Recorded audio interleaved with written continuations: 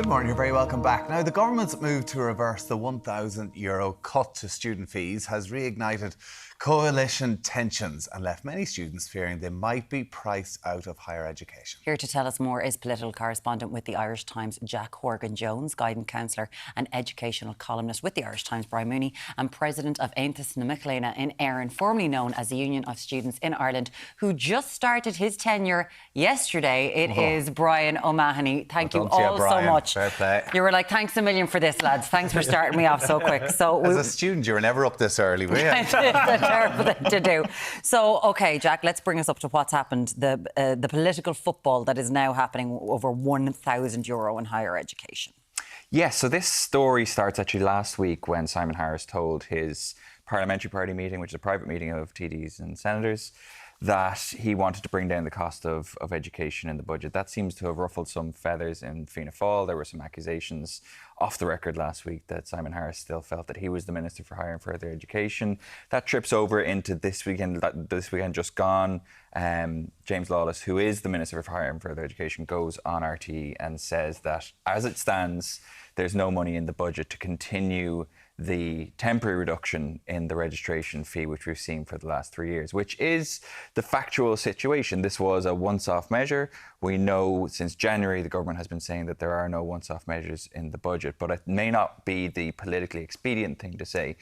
Perhaps what he should have said, or certainly the view in Fine Gael, is what he should have said is there will be no once-off measures, but there will be structural efforts to bring down the cost of education, third-level education, in line with the programme for government. Let's wait and see until the budget. So because he maybe let that out, is that why Simon Harris has then been very quick to let his party know that this is not something we agree with? Is there a kind of political point scoring here, both sides? I suppose the issue is that there's been a degree of panic, I suppose, amongst people who feel that, you know, they're going to be landed with a charge that they're not used to. And again, that is the factual situation on the ground. But the point that the Taoiseach and others have been making is that what people pay in registration fees next year will be determined by the budget process that's going to take place during the latter part of this summer into early autumn and across October. So we don't know exactly what the situation is going to be and what budget day interventions are going to be made. We just know that it's not going to be this once-off €1,000 reduction that people have gotten used to over the last few years. OK, we'll come back to those structural measures in just a few minutes. But Brian, free third-level education, Niamh Brathnach introduced this back in the 90s, in 1997, and there's an awful lot of people like me that wouldn't have been able to go to college without free fees. But slowly, during the crash, fees were brought back 1,500, and very soon it was €3,000 just after 2009. So yesterday, people were making their final CAO decisions. Will this €1,000, as a guidance counsellor, someone who's been involved in this, will it have changed people's decisions yesterday, do you think? Well, if they were aware of it, I mean, if you think about it, up to now, about half of students get the full fee paid, the full registration charge under the SUSI grant structure. And if people were on the other side of that, in other words, they were paying the 2,000 up to now, they will have been aware, if they were reading his PQ reply back in March in the Dáil, that he wasn't going to use 100 million of resources to actually keep one for everyone in the audience, €1,000 off your fees, that he was going to target it, trying to increase the thresholds with SUSI, trying to get more people into a system where they're paying no registration charge. So effectively, he said, from my perspective as a Fianna Fáil minister, I want to ensure that we can try and expand educational opportunities to those right on the margin at the moment, rather than simply giving €1,000 off to people who can more than afford to pay it, etc., etc. Things like grants, cheaper laptops, reduced accommodation costs, which I think targeted as something that we've said would be a benefit as opposed to just a blanket extra €1,000 to everybody. But when the CAO was closed yesterday, is this the right time that this has come out? Whenever students are having to make this decision, can I go to Trinity? Yes. Or am I going to have to take a course closer to home? Correct. That's the issue. In a sense, students had up to 5 p.m. yesterday to make those final calls. And after that, there's no changing now. So effectively, they had to call it, because every single year we do find that you'll get that cohort of students and they put in, as they're told to do, their dream courses number one, and they get it. And 2 or 3 weeks later, they're couch surfing, they're commuting from home, they're hours on the road, and they're going, I can't hack this.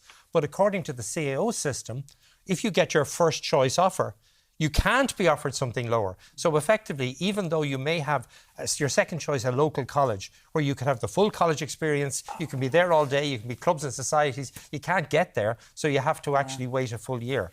And that's the problem. We'd love to hear from you on this 0896 111 111, because Brian, you know, talk about getting into the fire. You've just started the presidency there. What are you hearing in relation to this €1,000, which was meant to be a short-term measure? But what are you hearing from people about what this might do? Yeah, well, to be quite frank, while it was a once-off measure and it was a repetitive once-off measure, we had the expectation that eventually this would lead to a permanent reduction. Okay. And that's what we heard from the membership. For the timing of the announcement when it came out, we had the CEO change of mind, but student representatives, the 1st of July is when majority of student representatives change over across this country.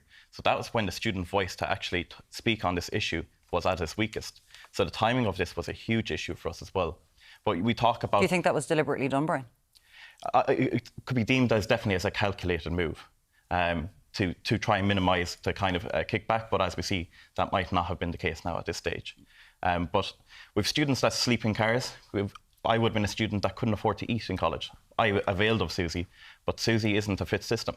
It is a broken system that fails a lot of students. I would have had so many students that came to me as an education officer when I was in Waterford that couldn't afford to go to college. They were crying to me because they didn't meet SUSI's requirements. We have students that face estrangement, financial estrangement from their family, or just estrangement as a whole.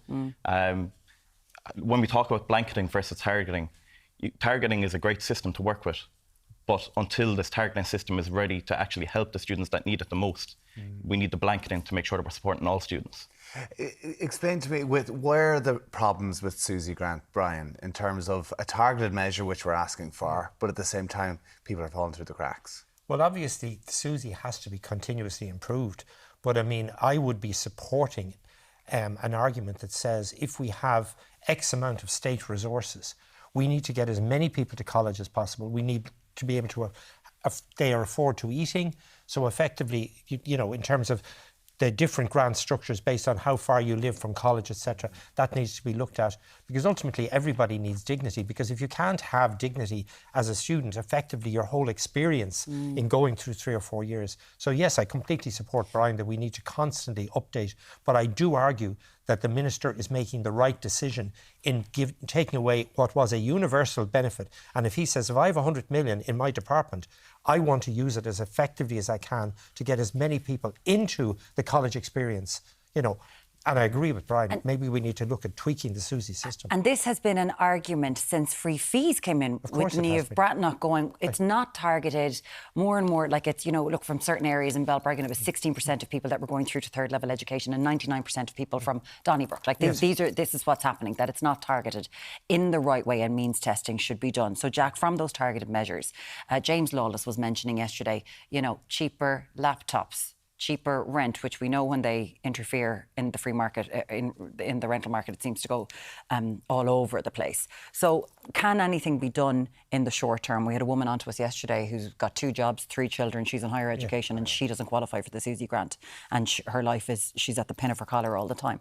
Is there any talks of them trying to reframe this system?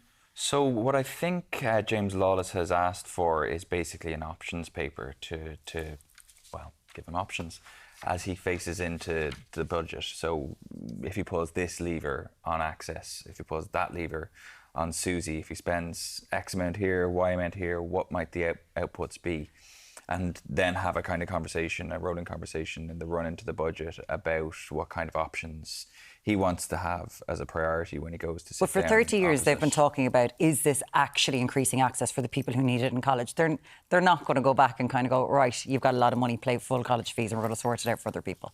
Well, look, I suppose overall participation rates and completion rates in third level have gone up in that time. Yeah, highest in Europe, OECD. exactly. Yeah. You know, we have the highest rates of third level participation, the highest number of graduates under 35 years of age in the entire OECD. So it's a real success. So education has been a huge success. When you look at the further education system, the new technological universities, you know, the expansions, there's been apprenticeships, 77 different apprenticeships. But we are one of the most expensive places to go to college in the EU. Oh, no, absolutely. Yeah. We're the most expensive place. We are the most expensive place. We're the most expensive accommodation. place for pretty much everything in the EU. And Brian, what would the students want? What's your message? Ultimately, we want to have increased funding for the higher education system. So beyond what the Minister's decision is, we see an underfunding in the higher education system. We see a funding gap that still hasn't been reached. According to an OECD report in 2024, 5.7% was the average out of 34 countries that were being spent per GDP on higher education. In Ireland, we spent 2.8%. So we're less than half. Out of 34 countries, we had the least investment per GDP on higher education. 0896 111 111. We would love to hear from you this morning. Jack Horgan-Jones is staying with us. Brian O'Mahony, the brand new president. Congratulations. I hope your year goes well. I'm sure we'll see you again very shortly. And Brian Mooney, guidance counsellor and educational columnist with the Irish Times. Thank you so much